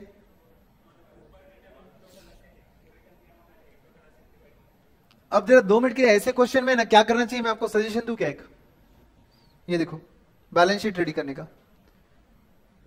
बोलिए एफए दिया है, यस. सी आपने निकाल लिया, यस. इसका मतलब टी आ गया, यस. टोटल एसेट्स आ गया. समझा क्या कुछ? एंड लायबिलिटी साइड में आपके पास इक्विटी शेयर कैपिटल रेडी है, यस और no? Yes. Preference share capital ready है, यस और no? Yes. Reserves and surplus ready है, नो रेडी नहीं है. लॉन्ग टर्म लोन रेडी है क्या? नहीं रेडी नहीं है. करंट लायबिलिटी रेडी है क्या? यस ये रेडी है. यहां तक का लॉजिक आपको थोड़ा आइडिया देता है कि आपको क्या करना चाहिए. अब बोलो नेक्स्ट रेशियो क्या यूज करूं? Total assets turnover ratio. क्योंकि मेरे पास टोटल एसेट्स रेडी है, सामने टिक किया अपन ने, तो सेल्स आ जाएगा. एक बार सेल्स आ गया, अच्छा रिटर्न ऑन एसेट्स भी रेडी है. रिटर्न ऑन एसेट्स भी रेडी है अपने पास. प्रॉफिट आफ्टर टैक्स आ जाएगा आपके पास. इससे क्या आएगा आपके पास? Profit after tax. क्योंकि फॉर्मूला क्या है? Profit after tax upon total assets into 100. Correct? अच्छा आपके पास सेल्स रेडी थे ना, तो जीपी रेशियो दिया है. जीपी आ जाएगा एज वेल एज सीओजीएस भी 80% आ जाएगा. फिर स्टॉक टर्नओवर रेशियो में उसको यूज करेंगे तो एवरेज स्टॉक आएगा. एवरेज स्टॉक आया आपके पास. हाँ, और ओपनिंग स्टॉक दे रखा है तो क्लोजिंग स्टॉक आ जाएगा आपके पास. हो क्या मेरे साथ? Very good. एंड फिर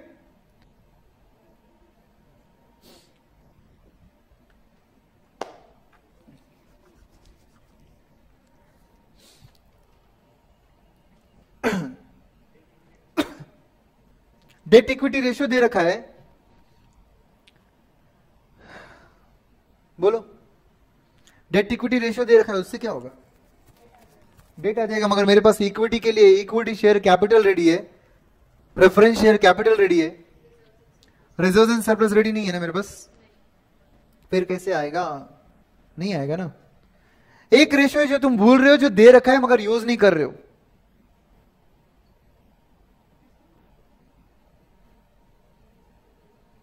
जो पूछा है, इनफैक्ट दिया नहीं है, पूछा है प्रोप्राइटरी रेशियो. प्रोप्राइटरी रेशियो का फॉर्मूला क्या है?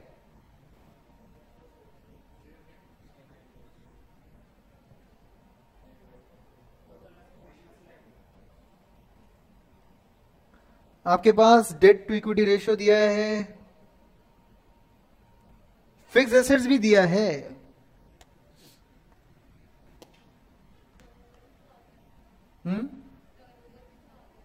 टर्नओवर मतलब सेल्स भी आ गया आपके पास. फिक्स एसेट्स टर्नओवर रेशियो निकलेगा, बट उससे क्या होगा? क्यों निकाल रहे हो अननेसेसरली? अच्छा पूछा है क्या? हाँ, तो फिक्स एसेट्स टर्नओवर रेशियो निकल जाएगा. अच्छा आपके पास स्टॉक निकला क्या बाय एनी चांस? यस. तो आप क्विक रेशियो भी निकाल सकते हो.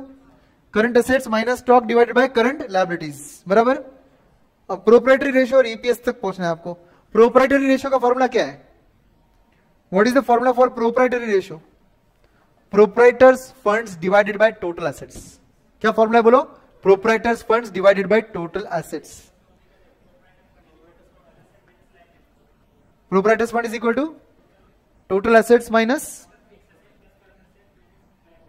मगर लॉन्ग टर्म लोन्स है ना इधर, वो है नहीं ना अभी तक रेडी अपने पास। लॉन्ग टर्म लोन्स कहाँ रेडी किया अपन ने?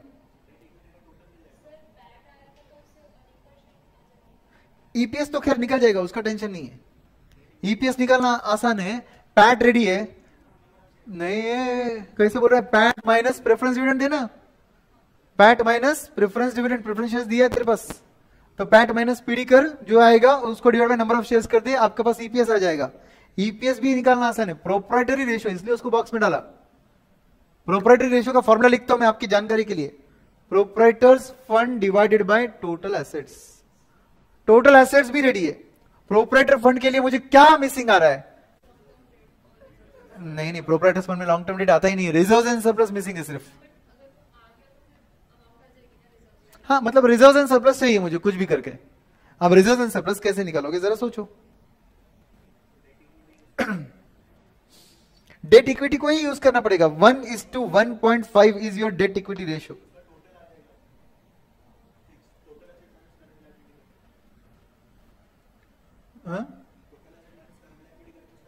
नहीं, total assets minus current liability का लॉजिक इधर वर्क नहीं होगा, क्योंकि लॉन्ग टर्म डेट है यहां पर।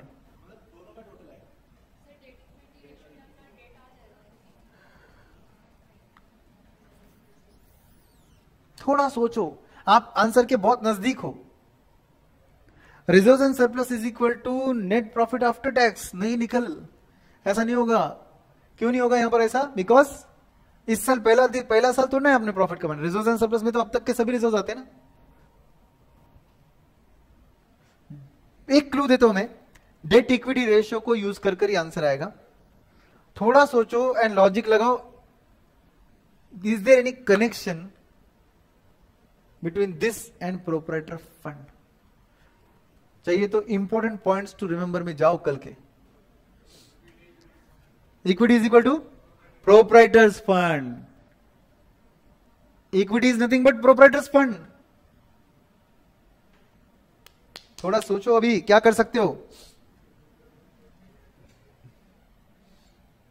ध्यान से सुनो मेरी बात। अभी समय समाप्ति की घोषणा, ठीक है? आपको क्वेश्चन में क्या दिया? डेट इक्विटी रेशियो ना, कितना दिया है? 1:1.5। Now can I say equity here is nothing but proprietors fund. Equity here is nothing but proprietors fund. तो can I say therefore proprietors fund is equal to, बोलो proprietors fund is equal to क्या होगा? 1.5 times of debt. Cross multiply कर रहा हूं मैं, debt into 1.5। इसका मतलब proprietors fund is 1.5 times of debt. इसको मैं अगर डेट इक्विटी रेशियो में, मतलब इसको अगर यूज करूं तो मेरा आंसर आसानी से आ जाएगा ना। What will be my debt plus equity का टोटल? डेट प्लस इक्विटी का टोटल कितना होगा? Total assets minus current liabilities. Very good. Debt plus equity is equal to total assets minus current liabilities. अब थोड़ा अपने को आंसर का सहारा लेना पड़ेगा टू सॉल्व दिस। तो इट इज 43,50,000 दिख रहा है इधर, 43,50,000। समझा?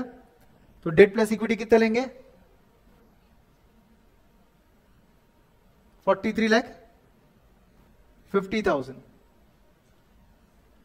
डेट प्लस इक्विटी कितना ले रहे अपन लोग? 43 लाख। वो कैसे आया एक्चुअली, वो आंसर को देख के समझेगा। एक काम करते हैं, आंसर की तरफ जाते।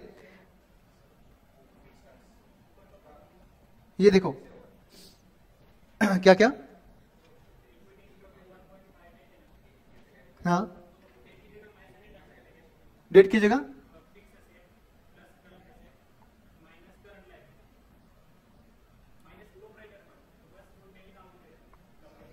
हाँ,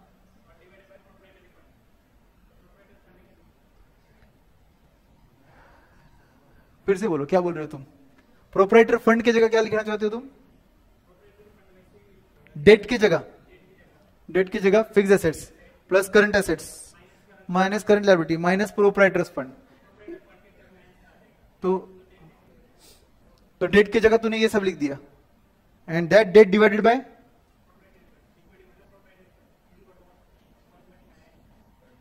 हाँ डेट की जगह व्हाट ही इज सेइंग, ध्यान दो सब लोग, डेट की जगह ही इज सेइंग एफ ए लिखो प्लस सी ए लिखो माइनस सी एल लिखो माइनस प्रोप्राइटर्स फंड लिखो, डेट की जगह डिवाइडेड बाय इक्विटी की जगह प्रोप्राइटरी फंड लिखो इज इक्वल टू, स्क्रीन की तरफ देखो सब लोग, बोलो is equal to 1.5 is to, अच्छा 1/1.5 बराबर, डेट टू इक्विटी रेशियो है ना ये 1/1.5। अब इस कैलकुलेशन में अपने पास एफ ए रेडी है, सी ए रेडी है, सी एल रेडी है, प्रोप्राइटर फंड मिसिंग है, तो प्रोप्राइटर फंड आ जाएगा। ये भी कर सकते हो आप सॉल्व।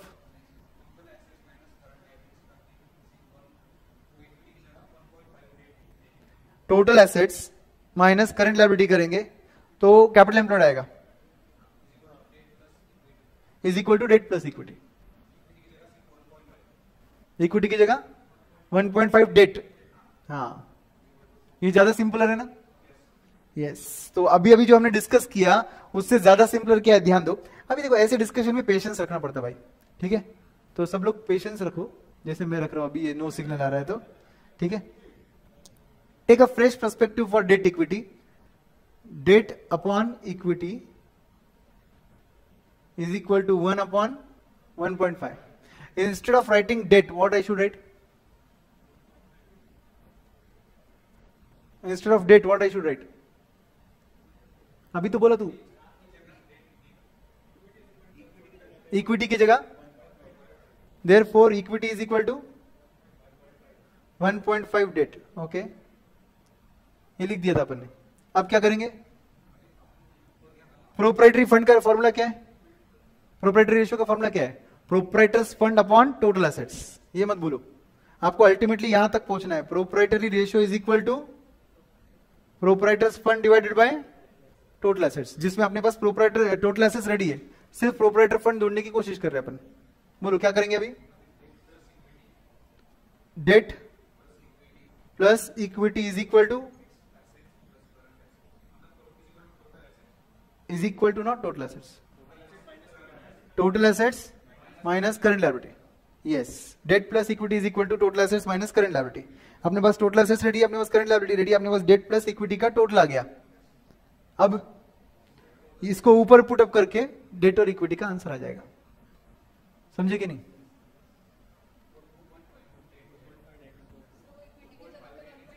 हाँ, 1 डेट प्लस 1.5 डेट मतलब ही 2.5 debt is equal to total assets minus current liabilities. Therefore 2.5 debt is equal to, ये राइट हैंड साइड अपने को पता है, देयरफॉर डेट का आंसर आ जाएगा, और देयरफॉर इनटू 1.5 कर कर इक्विटी भी आ जाएगा। नहीं, फिर तो रिजर्व्स एंड सरप्लस निकालना भी क्यों है तुमको? हाँ ठीक है, निकाल सकते। आपके पास इक्विटी आ गया, equity itself is proprietors fund है बेटा। इक्विटी अगर आ गया तेरे पास तो equity itself is proprietors fund, proprietors fund divide by total assets कर ले, आंसर आ जाएगा। समझे? बाय द वे इनका आंसर एक बार देख लो।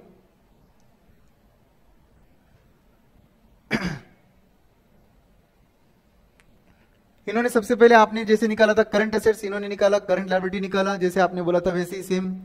फिर टर्नओवर रेशियो यूज करके इन्होंने सेल्स निकाला जैसे आपने बोला, फिर सीओजीएस निकाला जैसे आपने बोला। एवरेज स्टॉक से इन्होंने ओपनिंग स्टॉक दिया था तो क्लोजिंग स्टॉक निकाला जैसे आपने बोला। क्विक एसेट्स का आंसर भी निकाल लिया, क्विक एसेट्स का आंसर भी निकाल लिया। ओके, फिर debt to equity, here equity is nothing but proprietors fund, तो 1:1.5, तो proprietors fund is equal to 1.5 debt जैसे तुमने बोला। और उसके बाद debt plus equity is nothing but F A plus C A minus C L is equal to debt plus equity. मतलब in short proprietors fund plus debt is equal to F A plus C A minus C L. समझे कि नहीं? और इससे इन्होंने क्या किया, फिर डेट प्लस इक्विटी का टोटल रेडी था,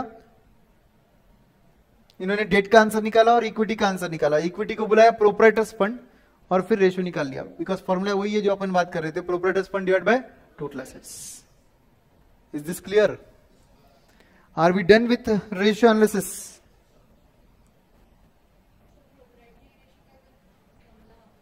प्रोप्राइटर्स फंड क्या दिखाता है मालूम है क्या? तेरे टोटल एसेट्स में प्रोप्राइटर के कितने पैसे. ठीक है, हर फॉर्मूला मैंने तुमको क्या बोला, हर फॉर्मूला डिनोमिनेटर से न्यूमरेटर पढ़ने का. तो तेरे टोटल एसेट्स को डिनोमिनेटर में डाल, उसके कंपैरिजन में तेरे पैसे मतलब प्रोप्राइटर के पैसे कितने हैं तो वो न्यूमरेटर में आएगा. तो तेरा फॉर्मूला क्या बन गया? Proprietors fund divide by total assets. Perfect everyone? Yes. अब हम बात करेंगे वर्किंग कैपिटल. हमारे पास हार्डली 15-20 मिनट है, मगर 15-20 मिनट में मैं आपको एक ब्रॉड इंट्रोडक्शन दूंगा. आपको सीधा क्वेश्चनर बुक उठाना है और आपका वर्किंग कैपिटल चैप्टर जिसके अंदर आपके पास 7 क्वेश्चन है वो आपको सॉल्व करने हैं. ठीक है, 7 ही क्वेश्चन है ना, क्वेश्चनर बुक में 7 क्वेश्चन है वो आपको सॉल्व करने हैं.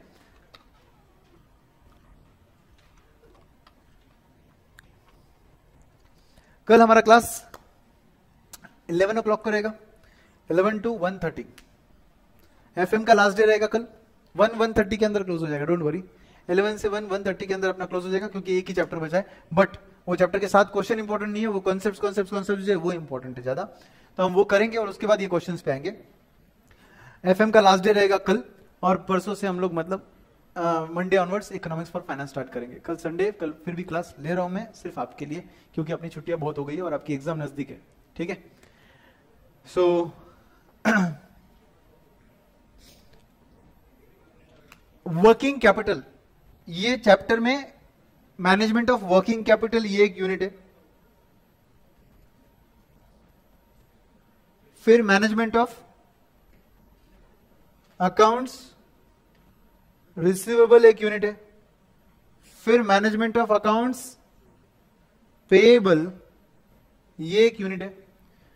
एक्चुअली एक यूनिट ये भी है मैनेजमेंट ऑफ इन्वेंट्री, जो मैंने नहीं पढ़ाया क्योंकि आपको कॉस्टिंग में ये अच्छे से हो चुका है. बट डोंट वरी, जो अपने रेगुलर बैच में नहीं हुआ उसका प्रैक्टिस एफएम क्वेश्चनर बुक में बाय डिफॉल्ट है. तो हम कल इस पर भी क्वेश्चन सॉल्व करेंगे. ईओक्यू वगैरह सबको पता है. लास्टली मैनेजमेंट ऑफ कैश, जिसमें हम कैश बजट बनाते हैं. तो let's talk about first this unit, management of working capital. Working capital कितने टाइप के होते हैं? तो 2 टाइप के होते हैं ब्रॉडली स्पीकिंग. सब लोग ध्यान दो इधर. वर्किंग कैपिटल कितने टाइप के होते हैं? 2 टाइप. पहला बेस्ड ऑन टाइम, दूसरा based on concept. Based on concept अगर मैं बात करूं तो there are 2 types, gross working capital, net working capital. When we say gross working capital it's only current assets. When we say net working capital obviously it's normal formula, current assets minus current liabilities. Based on क्या था ये? Concept. अब based on time factor, इधर ध्यान दो. Based on time factor there are 2 types, एक है permanent और एक है टेम्पररी. टेम्पररी या फ्लक्चुएटिंग वो होता है जो टाइम के अनुसार चेंज होते रहता है. परमानेंट वो होता है irrespective of any time you require that minimum working capital every time in the business. ये हो गया कोर वर्किंग कैपिटल. इसके 2 नाम है, बोलो कौन से 2 नाम है? Permanent and core. जो चेंज होता है उसके 2 नाम है, टेम्पररी एंड फ्लक्चुएटिंग. ठीक है, so if I want you guys to calculate the fluctuating working capital, how will you calculate fluctuating working capital? Total working capital minus core working capital will give you fluctuating working capital. Are you with me? Suppose मेरा total working capital 20 lakh है, उसमें से fluctuating 15 lakh है, sorry उसमें से core जो है वो 15 लाख है, तो fluctuating कितना हुआ? 5 लाख. समझे? Okay, now coming to next part कि वर्किंग कैपिटल में लिक्विडिटी वर्सेस प्रॉफिटेबिलिटी का कंसेप्ट है. जितना लिक्विडिटी तुम बढ़ाओगे प्रॉफिटेबिलिटी उतनी कम होती है, जितनी लिक्विडिटी तुम कम रखते हो प्रॉफिटेबिलिटी उतनी बढ़ती है. This is called as liquidity versus profitability. There are 3 approaches in working capital policy. One is conservative approach, जहां हम रिस्क नहीं लेते, तो हम लिक्विडिटी ज्यादा रखते हैं क्योंकि रिस्क नहीं चाहिए अपने को, भले ही प्रॉफिटेबिलिटी कम हो, because we are conservative. Aggressive approach third approach है जो टोटली अपोजिट है. एग्रेसिव में क्या करेंगे? लिक्विडिटी कम रखेंगे, रिस्क ले रहे हैं, एग्रेसिव, बिकॉज प्रॉफिट्स ज्यादा मिल रहे हैं. और इन दोनों के बीच एक अप्रोच होता है, तीसरा नंबर जो बीच वाला है वो है मॉडरेट अप्रोच. तो कितने पॉलिसीज हो गए वर्किंग कैपिटल के? 3. Conservative, moderate, aggressive. सबसे कम लिक्विडिटी अग्रेसिव, उससे ज्यादा मॉडरेट, सबसे ज्यादा लिक्विडिटी कंजर्वेटिव में. समझ गए? Now coming to working capital का cycle. Working capital cycle is nothing but cash to cash वाले साइकिल को बोलते हैं वर्किंग कैपिटल साइकिल। ये कंसेप्ट हम इस चैप्टर में देखने वाले, इस यूनिट में। फिर इस यूनिट में हम देखने वाले estimation of working capital. Estimation of working capital के लिए 5 कॉलमनर फॉर्मेट बनता है। 5 कॉलमनर फॉर्मेट कौन सा बनता है? Serial number, particulars, basis, computation जिसमें कैलकुलेशन आते हैं, एंड लास्ट अमाउंट रुपीज। ये 5 कॉलम का फॉर्मेट स्टैंडर्ड फॉर्मेट है, 99% प्लेसेस पे यही यूज होता है। Serial number A will be current assets, B will be current liability, A minus B will be working capital. Serial number A current assets में 5 item generally पाए जाते हैं। Current assets में कौन से 5 आइटम पाए जाते हैं? Number 1 raw material stock, number 2 WIP stock, number 3 finish good stock, number 4 debtors, last cash and bank balance. एक बार फिर से बोलो सब लोग, raw material stock, WIP stock, finish good stock, debtors and cash and bank balance. इसके अलावा और कुछ हो सकता है क्या? यस, प्रीपेड टैक्सेस हो सकते हैं, एडवांस एक्सपेंसेस कुछ हो सकते हैं, है ना, एडवांस टैक्स वगैरह कुछ हो सकता है, प्रीपेड एक्सपेंस हो सकते हैं। B will be current liability, जिसके अंदर जनरली 3 आइटम पाए जाते हैं। पहला क्रेडिटर्स, ट्रेड क्रेडिटर्स, दूसरा आउटस्टैंडिंग वेजेस, और तीसरा आउटस्टैंडिंग ओवरहेड्स। इसके अलावा और कुछ हो सकता है क्या? Yes, there can be provision for tax, correct, there can be provision for tax because it's a part of current liability only. हो सकता है ना, बैंक ओवरड्राफ्ट वगैरह जो भी कुछ दिया रहेगा, ठीक है, तो वो आएगा आपके करंट लायबिलिटी में। आप टोटल लेते हो करंट एसेट्स का, टोटल लेते हो करंट लायबिलिटी का, दोनों को माइनस करके ए माइनस बी कर वर्किंग कैपिटल आता है आपका। ये सब जो है ये फ्यूचरिस्टिक है, मतलब जो हो चुका है वो मत देखो, जो होने वाला है वो देखो, क्योंकि ये है एस्टिमेशन ऑफ वर्किंग कैपिटल, ठीक है। अगर आपको मार्जिन ऑफ सेफ्टी बोला रहेगा तो आपको ए बी सी के बाद डी पार्ट लिखना पड़ेगा, मार्जिन ऑफ सेफ्टी। सपोज उन्होंने बोला 15% मार्जिन ऑफ सेफ्टी, तो जो आपका सी का आंसर आया उसका 15% मार्जिन ऑफ सेफ्टी रहेगा। फिर ई आएगा net working capital with margin of safety, that will be C plus D. जेपा contingency reserve, margin of safety, कुछ भी नाम होता है इसका।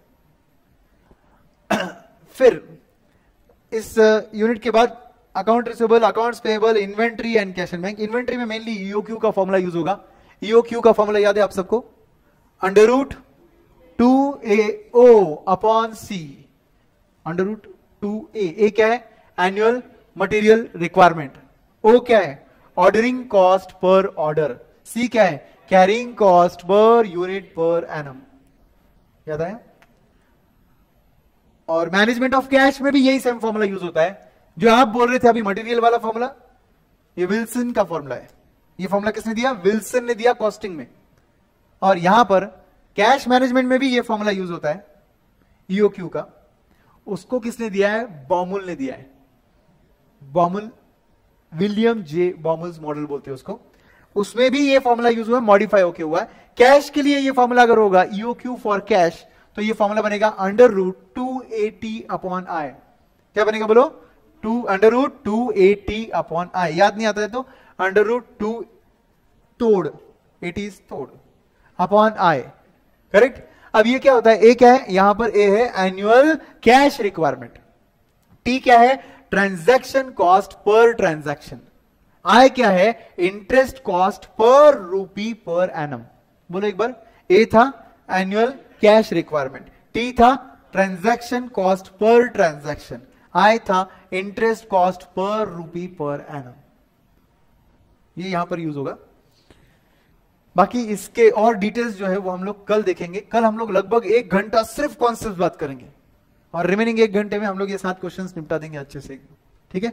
बट आई वांट कि आप ये 7 क्वेश्चन फिर भी ट्राई करो, जितना जमा उतना करो, जितना जमा उतना करो, ठीक है। मिलते हैं जल्दी।